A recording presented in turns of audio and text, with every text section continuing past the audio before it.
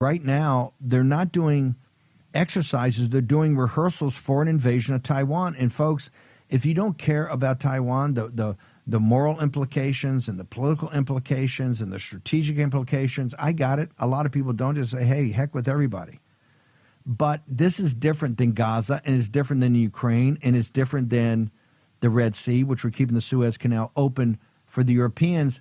This is about a 25% drop in the American economy immediately, because the Chinese Communist Party would have control of the advanced chip design plants, research development and plants in Taiwan.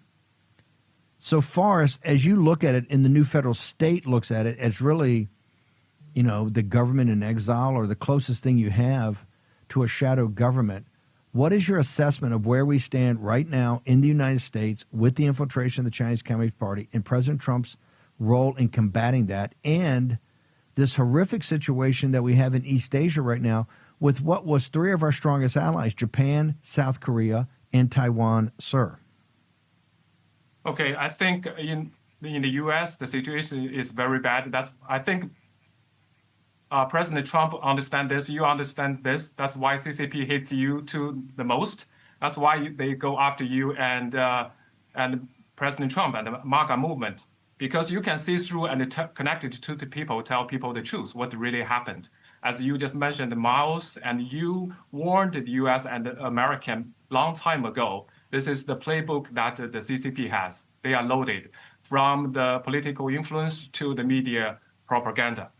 And in South Korea and in Taiwan, if they are taking over Korea and Taiwan, that's actually one of their strategic play. They will dump the world economy. As he is all in. By all means, he wants to collapse the U.S., whether it's from internal fight or from the economy attack.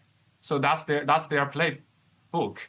I think President Trump understands this better, but I think we have, before your guest was talking about this election and the election in Korea, it's kind of deja vu to me, because election is so important for the democracy.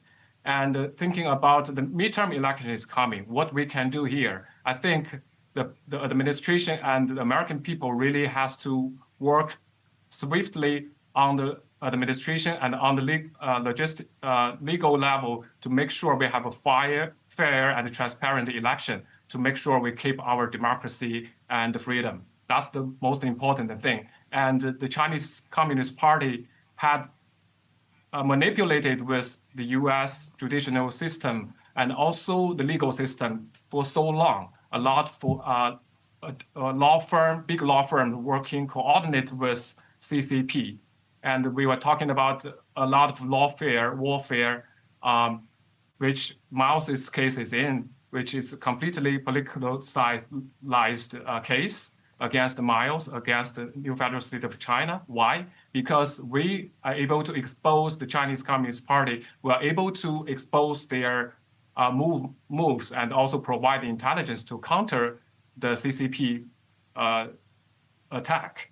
That's very important for the American people to realize. I think the next move for the U.S. people is really to make sure we have the election, and also to make sure that we have all the allies to understand this, to counter the CCP.